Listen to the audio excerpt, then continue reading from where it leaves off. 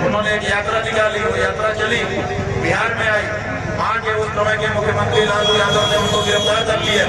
गिरफ्तार करने से बीजेपी वालों ने वीपी सिंह से अपना समर्थन वापस कर दिया, सरकार गिर गई। उसके बाद देश अनिश्चितता के दौर में चला गया। कोई 3 महीने, कोई 5 महीने, कोई 8 महीने खाने के बदले प्रधानमंत्री देखने को हम लोगों को बिना मतलब मिल गए। बड़ी बड़ी स्थिति खराब हो गई, देश में भंडार नहीं रहा सोने का, फल का खर्चा कैसे चलेगा, ये दिक्कत होने लगी। ऐसी परिस्थिति में देश को ढकेल दिया था समर्थन वापसी लेकर। तो हमने कहा है कि जैसे राजनीति में समर्थन वापसी होती है, जवानी जो है वो रक्षा करने के लिए मिलती है, क्योंकि बूढ़ा रक्षा नहीं कर सकता, बालक रक्षा नहीं कर सकता, नौजवान रक्षा कर सकता है।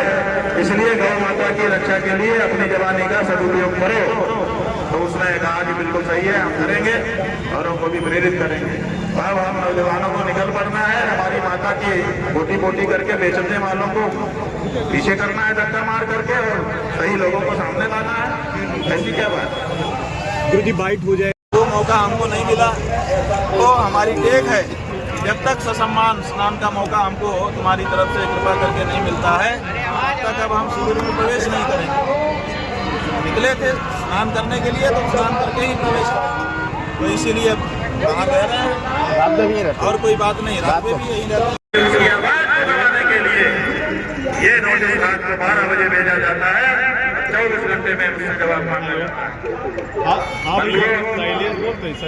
नोटिस का जवाब देश को बता ही दिया, ईमेल से ही भेजना पड़ेगा, भेज दिया जाएगा, किसी में भेज दिया जाएगा।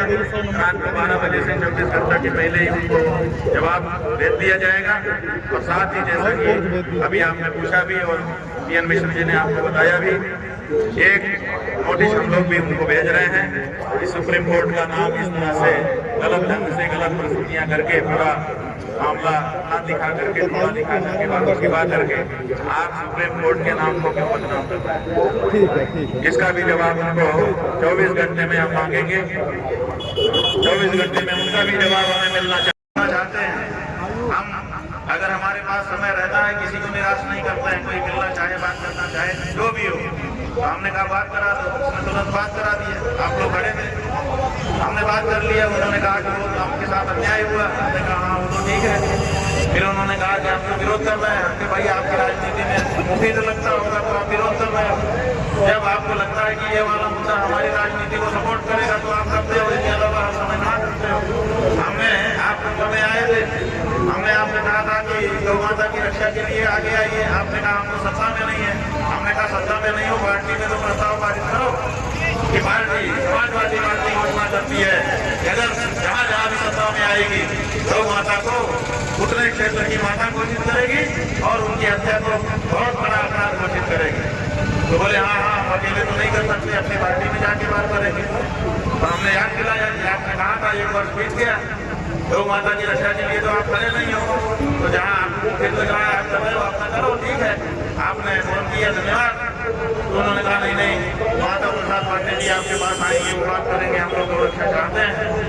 फिर हमने कहा, आप लोगों ने सुना, हमने कहा आपने तो कहा था कि गौशाला से दुर्गंध आती है, आप क्या रक्षा करोगे। आपको तो हमने कहा था इधर किसी से सुगंध आती है।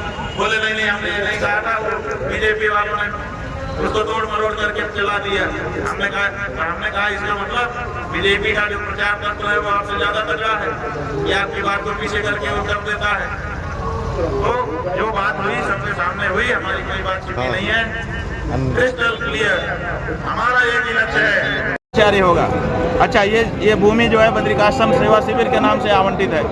बद्रिकाश्रम जो है वहीं के हम जो शंकराचार्य हैं। आप बताओ, सेवा शिविर हमारी सेवा क्यों कर रहा है? अगर हम वहाँ के शंकराचार्य नहीं हैं तो सेवा बद्रिकाश्रम सेवा शिविर हमारी सेवा अपने शिविर में क्यों कर रहा है, बताइए। आप ये सब टोटका छोड़ दीजिए कि हमने इस नाम से किया है, उस नाम से किया है। किसी नाम से आप कर दें, अगर किसी के नाम से प्रधानमंत्री लिख करके आमंत्रण कर दिया जाए, कई जगह पे हो जाता है। कई बार निकल करके आप लोग समाचार छापते रहते हो कि भगवान को नोटिस चली गई, भगवान को सम्मन चला गया। कई जगह पे आ जाता है कि यहाँ प्रधानमंत्री के नाम प्लाट हो गया, तो हो जाता है, लेकिन उतने मात्र से वो व्यक्ति प्रधानमंत्री थोड़े हो जाता है। तो इसलिए किसी का प्लाट किस नाम से है, इतने मात्र से कोई शंकराचार्य हो जाएगा? या नहीं है तो शंकराचार्य नहीं रहेगा, ये कौन सी फालतू की बात है। छोटी बातें नहीं करनी चाहिए। प्रशासन में हम लोग ये समझते हैं, जनता आम समझती है कि इसमें पढ़े लिखे लोग बैठे हुए हैं अधिकारी, लेकिन अगर इस तरह की बात करेंगे तो जनता जान जाएगी कि ये लोग तो मूर्ख हैं, ये पढ़े लिखे नहीं हैं, इनके अंदर कुछ अकल नहीं है। इसलिए अपनी इज्जत बचाओ, इस तरह की फालतू की बातें मत करो जनता के साथ। प्रेस कॉन्फ्रेंस करी, उसमें डीएम का एक ये वक्तव्य आया है कि शंकराचार्य का प्रोटोकॉल देने का नहीं था। इस पर आप क्या कहना चाहेंगे? क्या प्रोटोकॉल ऐसा है कि हम ऐसे शंकराचार्य हैं जो ज़्यादा प्रोटोकॉल के चक्कर में नहीं पड़ते हैं। हमने सदा से जनता के साथ जाकर के जनता के बीच में स्नान किया है। हम अपने आप को वीआईपी के रूप में प्रस्तुत करने में संकोच का अनुभव करते हैं। आप देख लीजिए, इस मेले में छोटी छोटी गाड़ियों में बड़े बड़े बोर्ड लगे हैं लाल लाल। हमारी किसी गाड़ी में 3 साल में कोई बोर्ड नहीं लगा आज तक, यह अमुक की गाड़ी है, क्योंकि हमको वो भनक दिखाने में अच्छा नहीं लगता है। और जब गंगा यमुना के स्नान के लिए हम जाते हैं तो हमको लगता है कि माँ के पास जा रहे हैं तो माँ के पास वीआईपी बन के ना जाएं, तो हम कोई प्रोटोकॉल लेकर नहीं जाते, जनता के बीच में जाते हैं, जनता के बीच में स्नान करके आ जाते हैं। महाराज जी, शंकराचार्य ये जो बात है ये हमारा गुण है, ये कोई हमारा दुर्गुण नहीं है। महाराज जी, शंकराचार्य जी को लेकर एक सवाल जारी किया गया है, वो लोग सुप्रीम कोर्ट का हवाला दिए। अच्छा, आप ये बताओ कि मेला का प्राधिकरण तय करेगा कि कौन शंकराचार्य है कौन शंकराचार्य नहीं है, या मेला प्राधिकरण को ये अधिकार दिया गया है? मेला प्राधिकरण जब गठित हुआ है, आप उसका एक्ट निकाल करके देख लो, क्या उनको ये अधिकार है कि वो तय करें कि कौन शंकराचार्य है कौन शंकराचार्य नहीं है? क्या उनको ये अधिकार है कि वो किसी शंकराचार्य से पूछें कि आपने किस अधिकार से अपने नाम के साथ शंकराचार्य पद लगाया है? उनको अधिकार है ये पूछने का?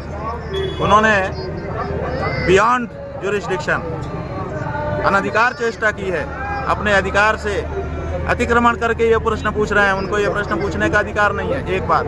दूसरी बात, उन्होंने पूछा है, नोटिस दे करके पूछा है, उसका जवाब हमारे अधिवक्ता नोटिस का जवाब लिखित रूप में 24 घंटे के भीतर प्रस्तुत कर रहे हैं। हमको कोई ज़्यादा समय नहीं चाहिए। और तीसरी बात, हम भी एक उनको नोटिस दे रहे हैं कि आप बताइए कि आपको ये अधिकार कहाँ से मिला कि आप हमसे इस तरह का प्रश्न पूछें। और दूसरी बात कि आपने जो प्रेस कॉन्फ्रेंस करके गलत बयानी सुप्रीम कोर्ट का नाम लेकर के की है, किस मंशा से की है? आप जनता में भ्रम क्यों उत्पन्न करना चाहते हैं? ये प्रश्न हम भी उनसे पूछ रहे हैं, उनको भी 24 घंटे में जवाब तो देना ही पड़ेगा। नहीं, जो एक दूसरी बात वो कह रहे हैं कि 3 घंटे तक अवरोध उत्पन्न किया। 3 घंटे तक अवरोध हमने नहीं उत्पन्न किया, हम तो चले जा रहे थे, हम तो मूवमेंट में थे। ब्रेक किसने लगाया? हम खुद नहीं रुके, उन्होंने रोका, और 3 घंटे एक ही जगह पर रोके रखे रहे। बताइए कि कोई भी व्यवस्था करने वाला जो अधिकारी है 3 घंटे तक क्यों रोके रहा? इससे जनता को जो परेशानी हुई वो किसके कारण हुई? उनके कारण हुई कि हमारे कारण हुई? हम तो मूवमेंट में थे, जनता के साथ चले जा रहे थे पानी की तरह बहते हुए, तो जनता को कोई तकलीफ नहीं थी। रोका उन्होंने, 3 घंटे तक एक ही जगह पर रोके रहे, तो वो दोषी हैं कि हम दोषी हैं? और दूसरे, हमने बीच में कहा भी था कि लोगों को तकलीफ हो रही है तो आप हमको पालकी उठा करके वो खाली जगह है उसमें रख दीजिए, तो उन्होंने कहा पुलिस का कंधा इसके लिए नहीं है।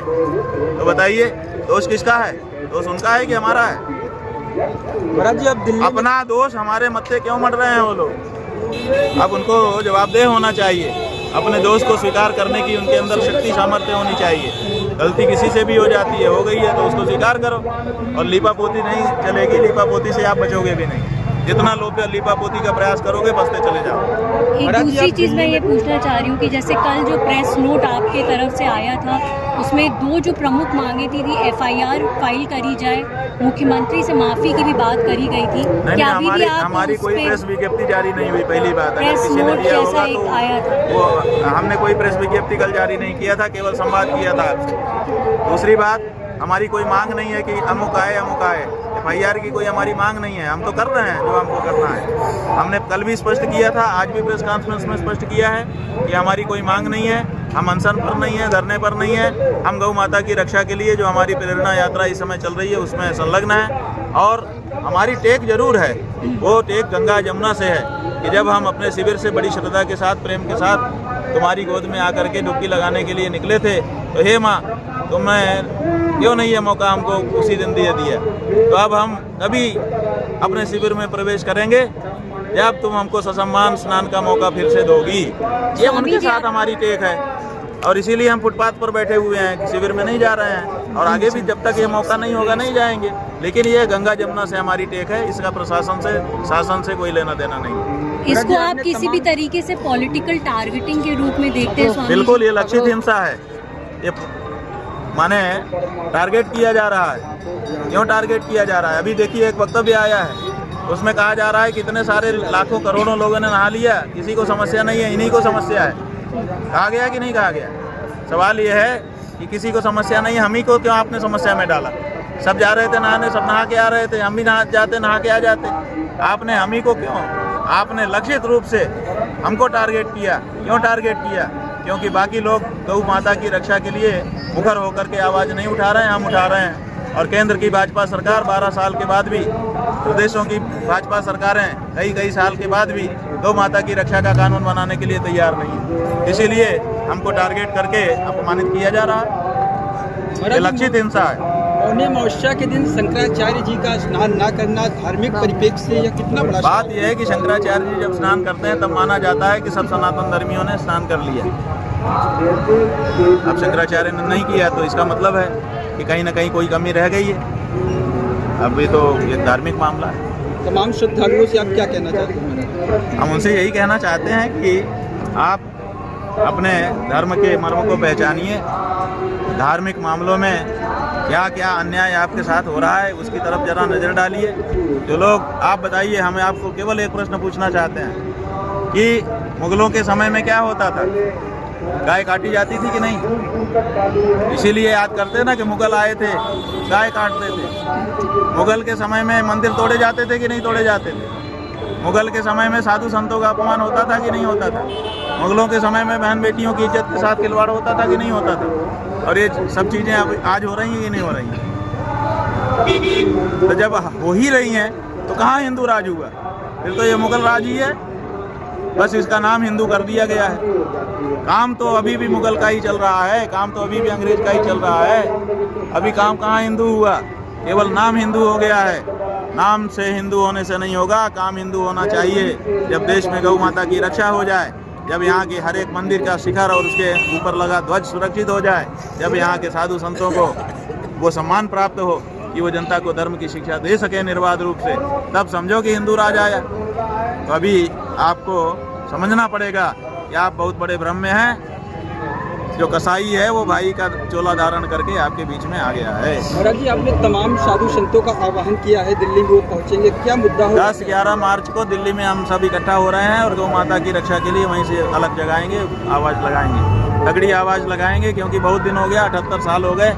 गौ माता की जय हो, गौ हत्या बंद हो, गौ माता की जय हो, गौ हत्या बंद हो, गौ माता की। एक संगीत हो गया ये तो, ये संगीत है, ये संगीत नहीं है, ये हमारी हृदय की आवाज़ है। इसको उसी रूप में प्रस्फुटित होना चाहिए। और हमारा अगर ये नहीं होता है कहने से, तो हमारा पराक्रम निकल करके आना चाहिए। तो अब हिंदुओं के पराक्रम को बाहर निकलने का अवसर आ गया है कि हम गौ माता की हत्या को किसी दशा में स्वीकार नहीं करते। हम हिंदू हैं, गर्व से कहेंगे। जिस दिन हम गौ माता की रक्षा कर लेंगे, हम गर्व से कहेंगे कि हाँ, हम हिंदू हैं। हम उस देश में रहते हैं जिसमें गौ हत्या नहीं होती है। क्या आज कह सकता है? बोलो, कह सकते हो? उस देश में रहते हैं जिसमें गाय को काटा जाता है, और काटा ही नहीं जाता। मुगलों के समय में गाय को काटा जाता था, लेकिन बोटी बोटी करके बेचा नहीं जाता था। आज तो बोटी बोटी करके विदेशों को डॉलर के लिए बेचा जा रहा है। तुम कहाँ हो? तुम भ्रम में हो कि तुम हिंदू राज में जी रहे हो। और यही बात हम साफ साफ जनता को समझा रहे हैं। वो इस समय जो सत्तासीन पार्टियां हैं उनको पसंद नहीं आ रही हैं, इसीलिए हमको अपमानित करने की चेष्टा की जा रही है।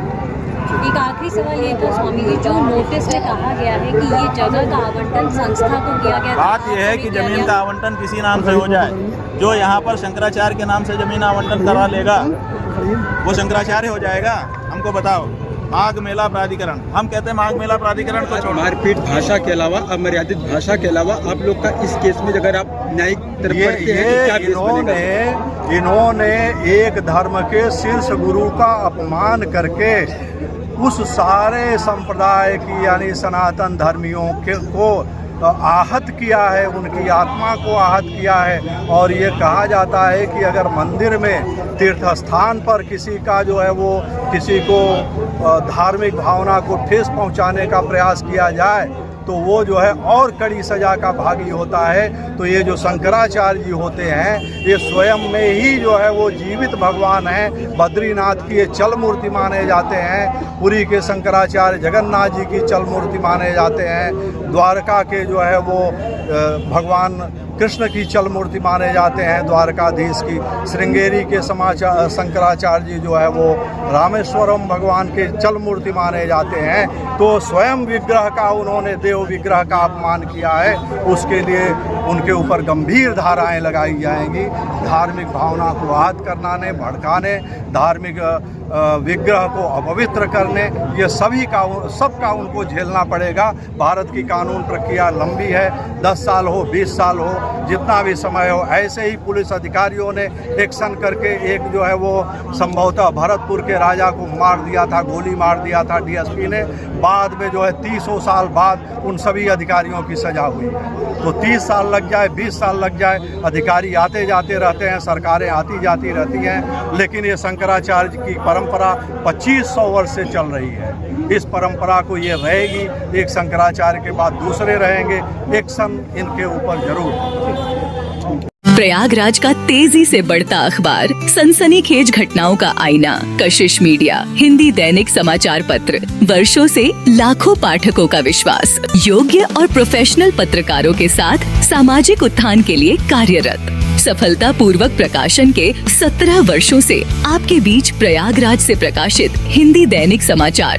विश्वसनीय खबरों के लिए आज ही जुड़े, बच न पाएगा कोई हमसे छुपकर। कशिश मीडिया की नजर शहर के चप्पे चप्पे पर, भ्रष्टाचार को उजागर करने वाला, जन समस्याओं पर आधारित कशिश मीडिया। समाचार व विज्ञापन के लिए संपर्क करें 94549 73605। अपने शहर की ताज़ा खबरों के लिए कशिश मीडिया हिंदी दैनिक समाचार पत्र फेसबुक पेज और यूट्यूब चैनल को सब्सक्राइब करें और बेल आइकॉन जरूर दबाएं।